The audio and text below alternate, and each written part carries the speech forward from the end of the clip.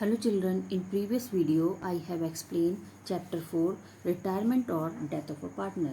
In this chapter I have explained the meaning of retirement of a partner, accounting problems which we will face at the time of retirement or death of a partner, calculation of new profit sharing ratio with numerical questions, calculation of gaining ratio, difference between the sacrificing ratio and gaining ratio.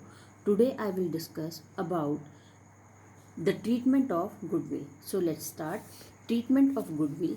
When a partner retire, the continuing partner gain his share of profit. They have to compensate the retiring partner for his share in the goodwill in the gaining ratio. Similarly, when there is death of a partner, the continuing partners should bear the share of goodwill due to the deceased partner. So, death of a partner is also called deceased partner. The goodwill is valued on the date of retirement or death of a partner and adjusted through the capital account of the remaining partner. So, the meaning of treatment account is when the retiring or deceased partner is entitled to his share of goodwill at the time of retirement or death because the goodwill has been earned by the firm with the effort of all existing partners. Hence, at the time of retirement, death of a partner, goodwill is valued as per agreement among the partners, the retiring or deceased, compensated for his share of goodwill by the continuing partner, acquisition of share of profit from the retiring or deceased partner in their gaining ratio. So it meaning is जब firm से कोई partner retire हो रहा है the continuing partner suppose अगर यहाँ पर एक एग्जांपल यूज़ करें कि पार्टनर्स सपोज फर्म के अंदर 3 पार्टनर हैं ए बी और सी 3:1 का इनका रेशियो है। तो यहाँ पर अगर ए बी सी 3 पार्टनर हैं और इन 3 पार्टनर में सी जो है वो रिटायर हो रहा है फर्म से, तो सी के जाने के बाद उसका जो भी रेशो है, ये जो 1 रेशो है, या तो इसको कंटिन्यूइंग जो रिमेनिंग पार्टनर है वो आपस में बांट लेंगे या फिर उस शेयर को हम क्या कर देंगे, उसको भी छोड़ देंगे और फिर से एक रिकॉन्स्टिट्यूशन करेंगे, एडमिशन ऑफ अ पार्टनरशिप। तो वहाँ पर ये भी हो सकता है कि यहाँ पर बहुत सारे कंडीशंस अप्लाई हो सकते हैं कि अगर कोई फर्म में से कोई पार्टनर रिटायर हो रहा है तो उसके जाने के बाद उसका रेशो जो रिमेनिंग पार्टनर है, जो कंटिन्यूइंग पार्टनर है, वो आपस में इक्वल या रेशो के अकॉर्डिंग आपस में डिस्ट्रीब्यूट भी कर सकते हैं। और ये भी हो सकता है कि वहाँ पर हम रिकॉन्स्टिट्यूशन कंसेप्ट को अप्लाई करें कि जो अब वहाँ पर एक पार्टनर रिटायर हो गया है उसके लिए हम एक नए पार्टनर को एडमिट कर सकते हैं और उसका रेशो उसको ऑफर कर सकते हैं। तो इस तरह से व्हेन अ पार्टनर रिटायर कि जब कोई पार्टनर रिटायर होता है the continuing partners gain his share of profit. जो बचे हुए अब वहाँ पर पार्टनर हैं उनको क्या होगा, प्रॉफिट होगा, गेन होगा। They have to compensate to retiring partner. लेकिन जब उनको गेन होगा तो पहले वो रिटायरिंग पार्टनर के लिए कुछ कंपनसेट करेंगे, कुछ उसके लिए सेक्रीफाइस करेंगे for he share in the goodwill in the gaining ratio.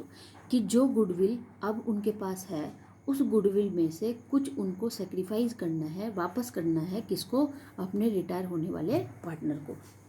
इसी तरह से अगर यहाँ पर कंडीशन अप्लाई होती है डेथ की, similarly when there is death of a partner, अगर सेम कंडीशन डेथ की है और यहाँ पर कोई फर्म में पार्टनर डेथ हो रही है, the continuing partners should bear the share of goodwill due to the deceased partner.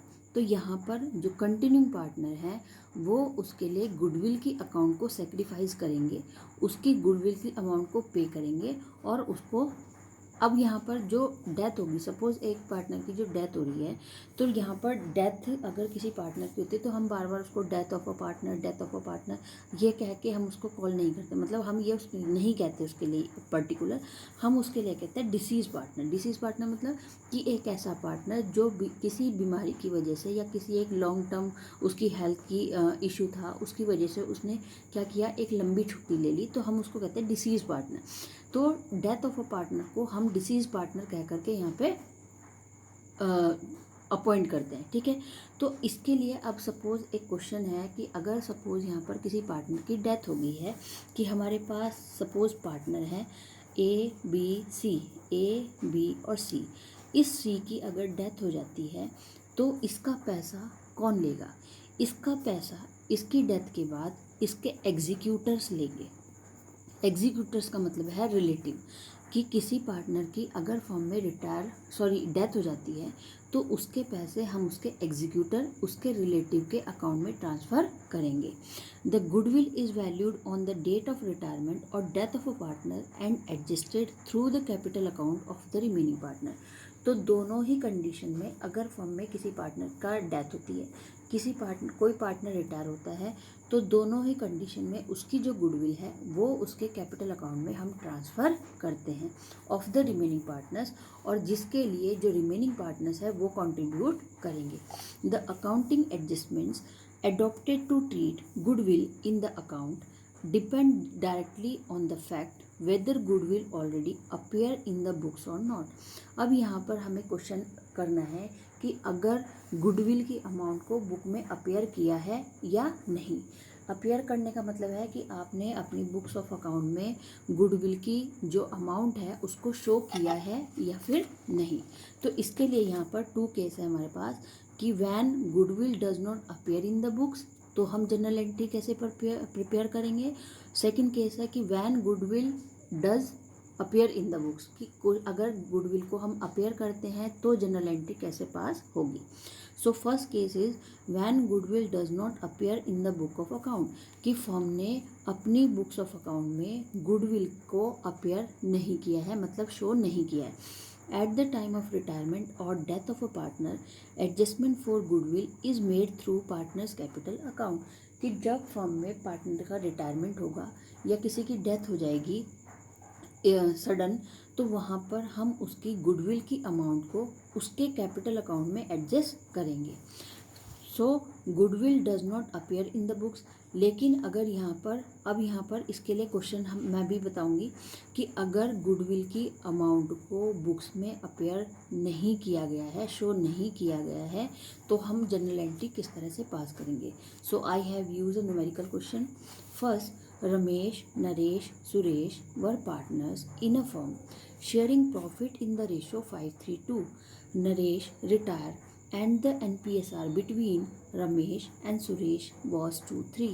On Naresh retirement, the goodwill of the firm was valued at rupees 1,20,000. Pass necessary general entry for the treatment of goodwill on Naresh retirement without opening goodwill account. तो यहाँ पर question है कि suppose Ramesh, Naresh और Suresh 3 partner हैं। यहाँ पर हमारे लिए पार्टनर्स हैं रमेश, नरेश और सुरेश, और यहाँ पर तीनों का रेशो है 5:3:2। टोटल रेशो हमारे पास बन गया 10। अब यहाँ पर जब नरेश का रिटायरमेंट, तो नरेश का रिटायरमेंट हो रहा है, नरेश रिटायर हो रहा है फर्म से, ठीक है। अब यहाँ पर ओल्ड रेशो, तो ये है हमारा ओल्ड रेशो, और इसके बाद हमें यहाँ पर क्वेश्चन में न्यू रेशो भी गिवन है। न्यू रेशो है 2 और 3। इसका मतलब है कि फर्म के अंदर 3 पार्टनर थे, Ramesh, Naresh, Suresh. Old ratio is 5:3:2, total is 10। New ratio is Ramesh 2, Suresh 3। तो यहाँ पर नरेश के रिटायरमेंट के बाद रमेश का जो न्यू रेशो है वो 2 है, सुरेश का जो न्यू रेशो है वो 3 है। अब यहाँ पर क्वेश्चन में बताया जा रहा है कि Naresh retirement the goodwill of the firm was valued 1,20,000, कि जब फर्म का रिटायरमेंट में नरेश का जो रिटायरमेंट का डे है उस दिन तक फर्म की गुडविल की जो अमाउंट है वो 1,20,000 की थी। तो अब हम यहाँ पर 1,20,000 की गुडविल को किस तरह से एडजस्ट करेंगे, अब हम उसके अकॉर्डिंग हम यहाँ पर जनरल एंट्री प्रिपेयर करेंगे। सो यहाँ पर देखिए, नरेश शेयर इन गुडविल 1,20,000। अब यहाँ पर हमारे पास टोटल जो गुडविल है वो है 1,20,000। नरेश का जो रेशो है 5:3:2, ये ओल्ड रेशो है तीनों पार्टनर का, जिसमें से ये 3 नरेश का रेशो है। तो 1,20,000 की गुडविल में से 3 नरेश का है, तो उसके अकॉर्डिंग 36,000 जो है गुडविल वो नरेश को मिलनी चाहिए। न्यू रेशो है रमेश और सुरेश का 2:3। ओल्ड रेशो है तीनों पार्टनर का 5:3:2। रमेश, अब हमें सबसे पहले देखना है कि नरेश जो रिटायर हो रहा है उसके लिए कौन गुडविल हम किस तरह से एडजस्ट करेंगे। रमेश का पहले हमें, रमेश और सुरेश दोनों में से हमें ये चेक करना है कि नरेश के जाने के बाद किसको गेन होगा और उसके जाने के टाइम पर किसने सेक्रीफाइस किया उसकी गुडविल के लिए।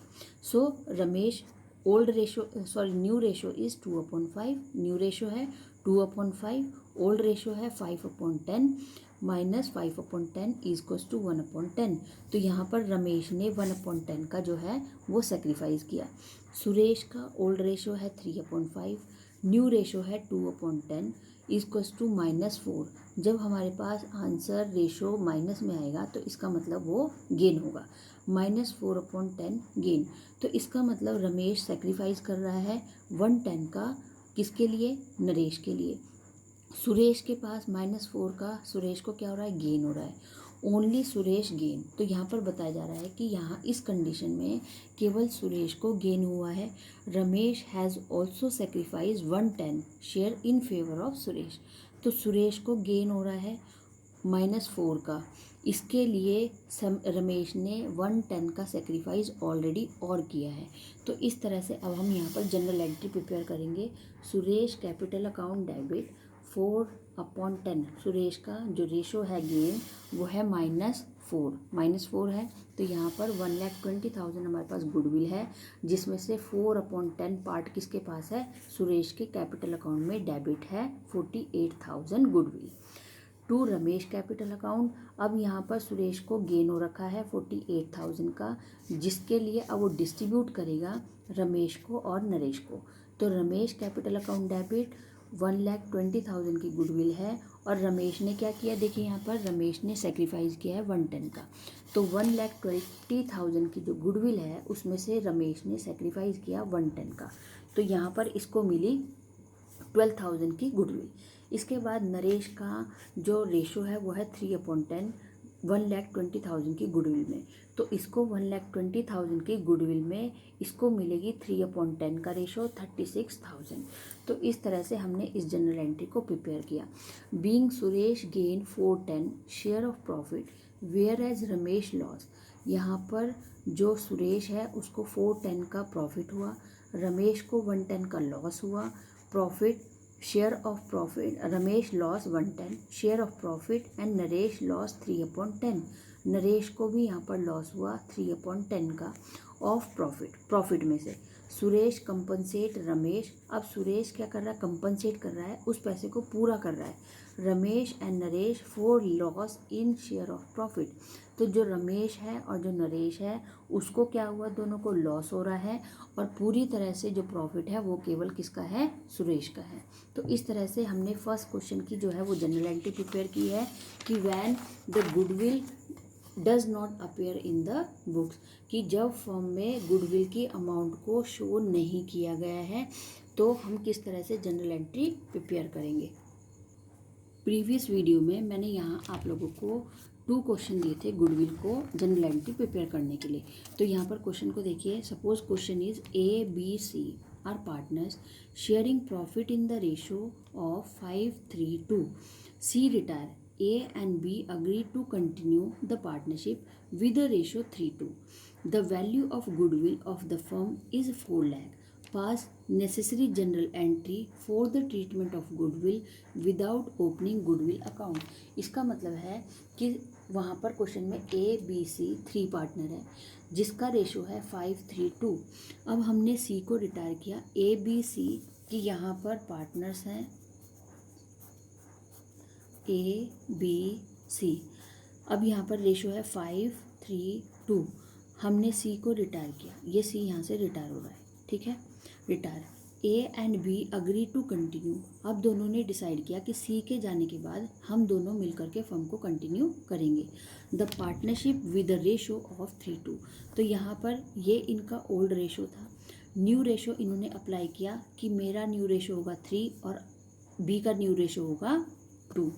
अब यहाँ पर फर्म की जो गुडविल है वो है 4 लाख की। पास नेसेसरी जनरल एंट्री। अब यहाँ पर क्वेश्चन कह रहा है कि आपको जनरल एंट्री प्रिपेयर करनी है और जिसके लिए आपको कोई भी ओपनिंग अकाउंट ओपन नहीं करना है गुडविल के लिए। तो हम किस तरह से इसको क्वेश्चन को सॉल्व करेंगे, चलिए देखिए। सो चिल्ड्रन, हमारे पास क्वेश्चन है कि इसमें क्वेश्चन में 3 पार्टनर है ए बी सी, तीनों का ओल्ड रेशो है 5 3 2, ठीक है। न्यू रेशो भी गिवन है 3 2। देखिए यहाँ पर क्वेश्चन है ए बी सी 3 पार्टनर है, तीनों का रेशो 5 3 2 है। सी रिटायर हो रहा है, ए और बी ने डिसाइड किया कि हम फर्म को कंटिन्यू करेंगे और हमारा न्यू रेशो होगा 3 2। फर्म में जो गुडविल है वो है 4 लाख की। तो हम अब इसकी किस तरह से जनरल एंट्री प्रिपेयर करेंगे, इसको देखिए। Question A B C 3 partner, ratio 5 3 2, old ratio, new ratio is 3 2। अब हमें यहाँ पर गुडविल है जो 4 लाख की। अब हमें ये देखना है कि किसको गेन हो रहा है और कौन सेक्रीफाइस कर रहा है। तो यहाँ पर हमें गेनिंग रेशो निकालना है कि जो सी है, सी के रिटायरमेंट के बाद किसको गेन होने वाला है। तो गेनिंग रेशो निकालने के लिए new ratio minus old ratio. तो सबसे पहले हम ए का निकालेंगे, new ratio minus old ratio. अब यहाँ पर जो ए है, ए का न्यू रेशो है 3/5, टोटल इसका हो गया 5, इसका टोटल हो गया 10। 3/5 माइनस 5/10। अब हम इसको क्रॉस मल्टीप्लाई करके माइनस कर सकते हैं, सेक्रीफाइस निकालना है। तो यहाँ पर हो जाएगा 30 माइनस 25/50 इक्वल्स टू, अब यहाँ पर क्या बचेगा हमारे पास 5/50। हमने इसको डिवाइड किया 1/10, तो हमारे पास आया 1/10। इसी तरह से अब हमने दूसरे का भी निकालना है, बी का। तो बी का क्या है, new ratio 2/5 minus old ratio 3/10। तो ये हो जाएगा 20 माइनस 15/50 इक्वल्स टू 5/10। 50, 5 1 जा 5, 5 10 जा 50, तो ये आ गया 1/10। अब यहाँ पर ए और बी क्या है, दोनों को गेन हो रहा है 1/10 का और 1/10 का। तो 1/10 प्लस 1/10, तो यहाँ पर हो जाएगा ये 2/10। तो 2/10। अब फर्म की जो गुडविल है, सी शेयर ऑफ गुडविल, सी का कितना शेयर है गुडविल में। अब हमारे पास गुडविल की अमाउंट है 4 लाख और उसका क्या है, ये दोनों उसको क्या कर रहे हैं, अभी सेक्रीफाइस कर रहे हैं और ये इन फ्यूचर जब गुडविल फिर से आएगी वो इनका गेन बन जाएगा। तो यहाँ पर 4 लाख की गुडविल है इंटू 2/10, तो इसका मतलब 80,000 की जो गुडविल है वो सी का है। तो यहाँ पर अब हम जनरल एंट्री पास करेंगे। A capital account debit 40,000, B capital account debit 40,000। इसका मतलब 80,000 की जो गुडविल है वो सी को देनी है और अभी सी की जो गुडविल है वो किन के पास है, ए के अकाउंट में है और बी के। To C capital account 80,000 being C share of goodwill adjusted in gaining ratio 1:1। अब यहाँ पर जो सी की गुडविल एडजस्ट की गई है गेनिंग रेशो में वो है 1:1। तो 80,000 जो गुडविल सी के अकाउंट में क्रेडिट हुई है वो 40 और 40 के रेशो से किसने दिया है, ए और बी ने। तो इसी तरह से हमारे पास एक सेकंड क्वेश्चन है, A B C were partner sharing profit in the ratio 4:3:3। On C retirement the value of firm goodwill was agreed that 30,000। A and B agree to share profit and losses in future ratio 7:3। तो same question है कि A B C 3 partner है, तीनों का ratio 4:3:3 है। अब retirement हो रहा है C का, तो C के रिटायरमेंट के टाइम तक फर्म की जो गुडविल है वो 30,000 है। A और B ने डिसाइड किया है कि हमारा जो फ्यूचर रेशो है वो 7:3 है। तो हम किस तरह से इसको प्रिपेयर करेंगे कि फर्म के अंदर हमारे पास 3 पार्टनर है A B C। अब यहाँ पर तीनों के लिए हमें क्या निकालना है, गेनिंग रेशो निकालना है कि किसको गेन हो रहा है। गेनिंग रेशो निकालने के लिए गेनिंग रेशो को निकालने के लिए new ratio minus old ratio. Gaining ratio A का जो न्यू रेशो है वो है 7 और बी का न्यू रेशो है 3। तो ए का 7/10 हो गया न्यू रेशो और ओल्ड रेशो है 4/10। तो ओल्ड रेशो 4/10। तो अब यहाँ पर हम इसको डायरेक्ट, क्योंकि 7 की वैल्यू ज़्यादा है 4 कम है, तो 7 - 4 = 3। तो इसका मतलब 3/10 का जो है वो गेन हो रहा है किसको, हमारे ए को किसके जाने के बाद, सी के। इसी तरह से बी का रेशो है, न्यू रेशो 3/10, यहाँ पर देखिए 3/10 है, और ओल्ड रेशो है 3/10, ठीक है। तो 3/10 माइनस 3/10 कितना आ गया, 0। तो बी को क्या हो रहा है, बी को ना कोई प्रॉफिट हो रहा है ना ही कोई लॉस हो रहा है। तो जनरल एंट्री हम पास करेंगे, ए कैपिटल अकाउंट डेबिट, ए के कैपिटल अकाउंट में जमा है 9,000 रुपये, टू सी कैपिटल अकाउंट 9,000 रुपये सी के अकाउंट में ट्रांसफ़र होंगे, क्रेडिट होंगे। Being A capital account debit as he has gain a loan on C retirement. तो अब जब सी का रिटायरमेंट होगा तो उसके टाइम पर केवल किसको गेन होगा, ए के। अब यहाँ पर शायद आप लोगों को ये कन्फ्यूज़न हो रही होगी कि जब कोई पार्टनर जा रहा है तो हम उसको पैसा दे रहे हैं, तो यहाँ पर गेन कैसे हो रहा है।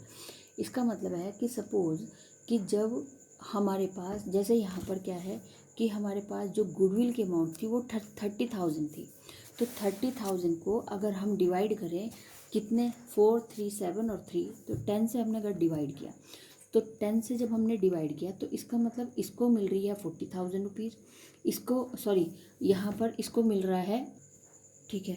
तो इस तरह से सपोज़ यहाँ पे क्वेश्चन में है कि अगर फर्म की जो गुडविल है वो 30,000 है, ठीक है। हमने 30,000 को, अब जो हमारे पास ए बी सी 3 पार्टनर है, तीनों का ओल्ड रेशो है 4:3:3। अब हमने 30,000 को डिवाइड किया टोटल रेशो 10 से, 10 से जब डिवाइड किया तो यहाँ पर एक सिंगल यूनिट बनी हमारी 3,000 की।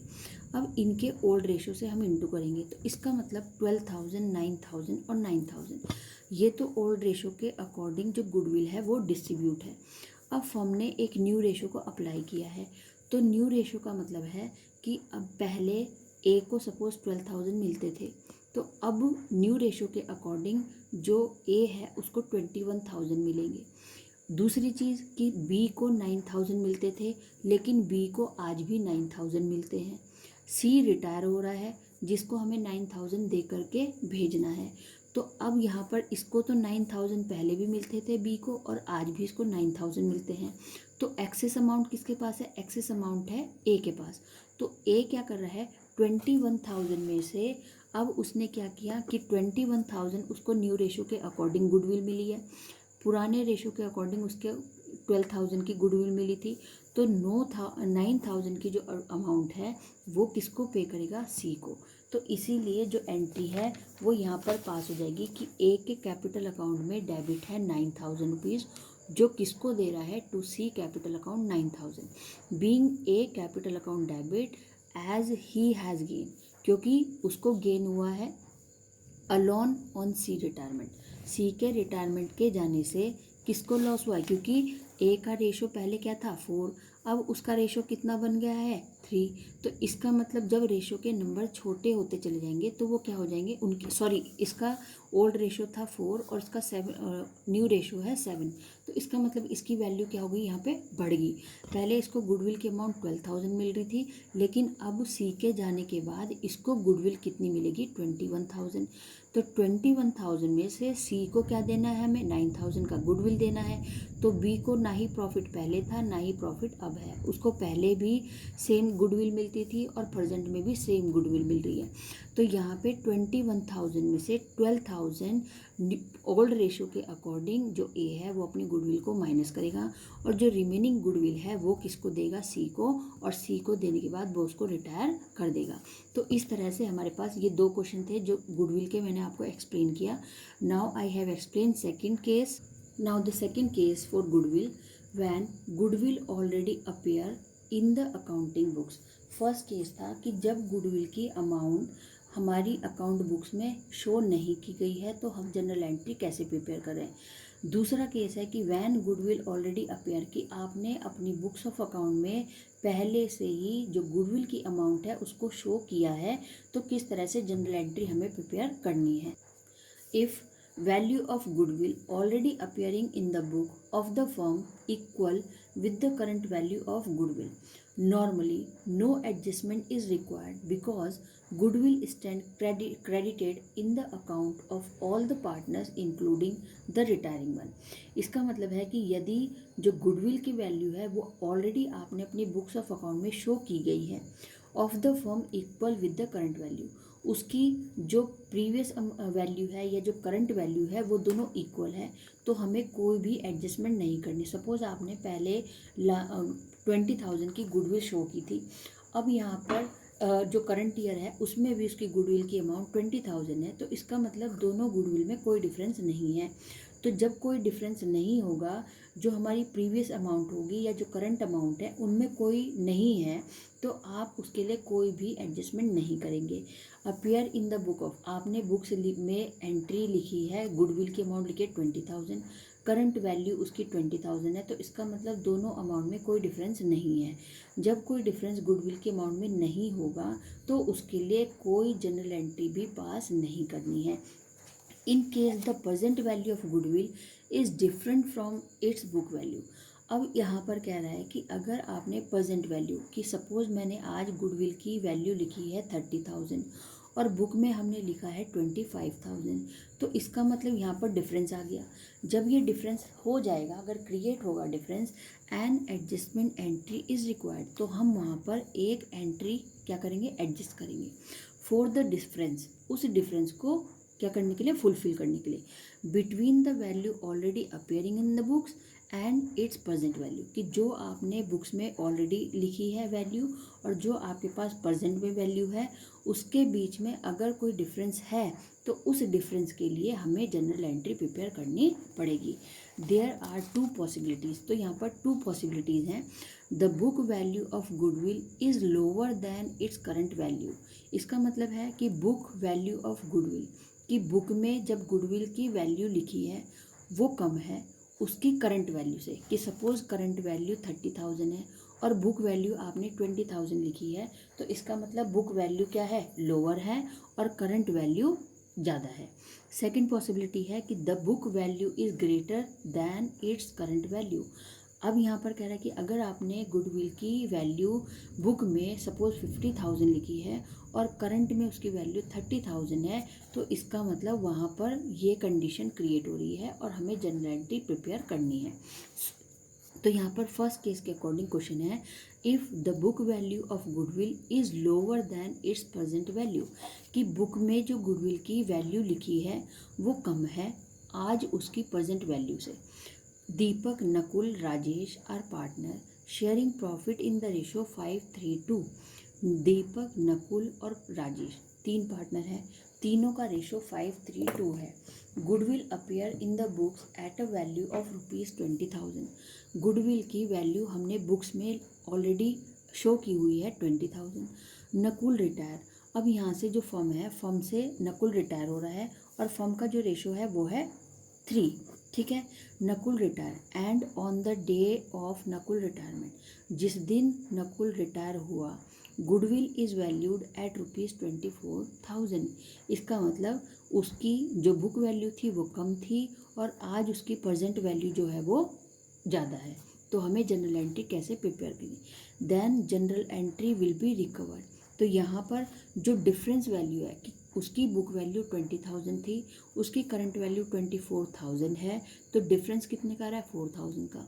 तो गुडविल अकाउंट डेबिट, अब हम एक नई एंट्री डिफरेंस वैल्यू की एंट्री प्रिपेयर करेंगे। Goodwill account debit 4,000 to Deepak capital account, to Nakul capital account, to Rajesh capital account. Increase in the value of goodwill credited, अब यहाँ पर गुडविल की जो वैल्यू है वो क्या होगी है, इंक्रीज होगी है। क्रेडिटेड, जिसको हमने क्रेडिट कर दिया, to all partners capital account, सभी पार्टनर्स के कैपिटल अकाउंट में, in their old profit sharing ratio, उनके ओल्ड प्रॉफिट शेयरिंग रेशो के अकॉर्डिंग। आई होप ये क्वेश्चन सबको समझ आ गया होगा। Second case question is, if the book value of goodwill is greater than its current value. इसका मतलब है कि जब बुक में गुडविल की वैल्यू ज़्यादा लिखी है लेकिन उसकी करंट वैल्यू कम है। क्वेश्चन है, if Mohanlal, Girdhari Lal, Shyamlal partners profit sharing ratio 4:3:1, तो यहाँ पर श्यामलाल रिटायर, तो श्यामलाल का जो रेशो है वो है 1। अब यहाँ से श्यामलाल रिटायर हो रहा है from the firm. On Shyamlal retirement goodwill has been valued at ₹52,000, कि श्यामलाल के रिटायरमेंट के टाइम पर जो गुडविल की अमाउंट है वो है 52,000। There was a goodwill account already appearing in the book of the firm with a value of ₹60,000। तो इसका मतलब कि जो हमारी गुडविल हमने शो की थी उसके रिटायरमेंट के फर्म के पार्टनर के रिटायरमेंट के टाइम पर 52,000 की गुडविल थी, लेकिन जब हमने अपनी बुक में जो वैल्यू लिखी है वो है 60,000। तो इसका मतलब करंट वैल्यू ज़्यादा, सॉरी बुक वैल्यू यहाँ पर ज़्यादा है और करंट वैल्यू जो है वो कम है। The book of the firm with a value of ₹60,000, in this case the following entry will be pass. तो हम अब हमारे पास क्या है कि 52,000 की वैल्यू थी गुडविल की जब श्यामलाल रिटायरमेंट ले रहा था। जो हमने बुक्स में एंट्री की थी गुडविल की अमाउंट की वो थी 60,000। तो इसका मतलब कि हमारी जो करंट वैल्यू है वो कम है और जो हमारी बुक वैल्यू है वो ज़्यादा है। तो जनरल एंट्री पास हो जाएगी। अब यहाँ पर 60 माइनस 52 कितना होगा, 8,000 का डिफरेंस आया। तो यहाँ पर भी हमें जनरल एंट्री पास करनी है। प्रॉफिट पार्टनर्स के हैं तो लॉस भी किसका है, पार्टनर्स का है। तो आपकी जो बुक वैल्यू है फर्म की वो 60,000 थी, लेकिन करंट में आपकी वैल्यू 52,000 है। इसका मतलब आपकी गुडविल डिक्रीज़ हो गई है, आपकी रेपुटेशन कम हो रही है मार्केट में, और जिसकी वजह से आपका गुडविल का जो अमाउंट है वो भी लगातार डिक्रीज़ हो रहा है, घट रहा है। तो जब लॉस हो रहे हैं तो लॉस अगर हो रहे हैं तो वो पार्टनर्स के हैं, और अगर प्रॉफिट हो रहे हैं तो वो भी पार्टनर्स के हैं। तो यहाँ पर जनरल एंट्री प्रिपेयर होगी कि अब यहाँ पर जो डिफरेंस है तो 60,000 माइनस 52,000 हमने माइनस किया, तो इसका मतलब 8,000 की डिफरेंस वैल्यू है गुडविल की, जिसको अब हम डिवाइड कर देंगे अपने रेशो से 8 से। तो 8 से जब हम इसको डिवाइड करेंगे तो यहाँ पर बनेगा 1000 का सिंगल यूनिट बनेगा। 1000 यहाँ पर मोहनलाल का रेशो है 4000, तो 1000 इंटू 4 इजक्वल्स टू 4000। इसी तरह से 1000 इंटू 3, गिरधारी लाल का रेशो है 3, तो इसके पास गुडविल जाएगी 3000 का लॉस ये सफ़र करेगा। 1000 इंटू 1, जो सी है श्यामलाल है उसका 1000 है, तो इसको लॉस होगा 1000 का। तो इसी तरह से जनरल एंट्री प्रिपेयर होगी, Mohanlal capital account debit 4000, Girdhari Lal capital account debit 3000, Shyamlal capital account debit 1000 to goodwill account 8,000. Decrease in the value of goodwill adjusted among all the partners capital account in their old profit sharing ratio। कि जो goodwill की value decrease हुई है वो सभी partners के goodwill account में, sorry उनके कैपिटल अकाउंट में ट्रांसफ़र कर दी गई है उनके ओल्ड प्रॉफिट शेयरिंग रेशो से। अगर आपको प्रॉफिट ओल्ड प्रॉफिट शेयरिंग से मिल रहा है तो लॉस भी आपको ओल्ड प्रॉफिट शेयरिंग रेशो से ही मिलेगा। So children, today I have explained the treatment of goodwill in two cases, when the goodwill already has appeared in the books or when the goodwill amount has not appeared in the books। तो इस तरह से हम इन conditions में किस तरह से general entry prepare करेंगे ये मैंने आप लोगों को अपने जो न्यूमेरिकल क्वेश्चन है इनके थ्रू आपको एक्सप्लेन किया है। सो और अब यहाँ पर बच्चे सेकंड क्वेश्चन है कि आप लोग होमवर्क सबमिट क्यों नहीं कर रहे हैं। ये बहुत गलत बात है। आप लोग पहले बहुत पर्टिकुलर थे, बहुत अच्छे से काम कर रहे थे, तो यहाँ पर एक जो ये क्वेश्चन मार्क है ये आप क्यों क्रिएट कर रहे हैं। अपना होमवर्क जो है आपको इतनी बार समझाया जा रहा है, टीचर हर बार आपको बता रहा है कि 85% आपकी अटेंडेंस वहाँ पर मैंडेटरी होनी चाहिए, लेकिन वो आपको अटेंडेंस की अपनी बिल्कुल भी फिक्र नहीं है। अगर आप अपना होमवर्क सबमिट नहीं करेंगे तो आपकी अटेंडेंस को कैसे कवर किया जाएगा। तो उसके लिए बेटा अगर आप लोग इसी तरह से करेंगे तो आपकी अटेंडेंस में एक बहुत ज़्यादा प्रॉब्लम क्रिएट हो जाएगी और जिसको कवर करना बहुत मुश्किल होगा। सो मैं सबसे बच्चों से यही कहना चाहूँगी कि अपना होमवर्क जो है वो अपडेट करो, रेगुलर होमवर्क करिए अपनी नोटबुक्स में और टीचर्स को सबमिट करिए। ठीक है बच्चे। सो आप ये जितने भी नोट्स हैं और न्यूमेरिकल क्वेश्चंस हैं इनको ध्यान से पढ़िए। कोई प्रॉब्लम अगर हो रही है, समझ में नहीं आ रहा है तो आप पूछ सकते हैं कभी भी जब आपको टाइम मिले। ठीक है। So children take care, good bye.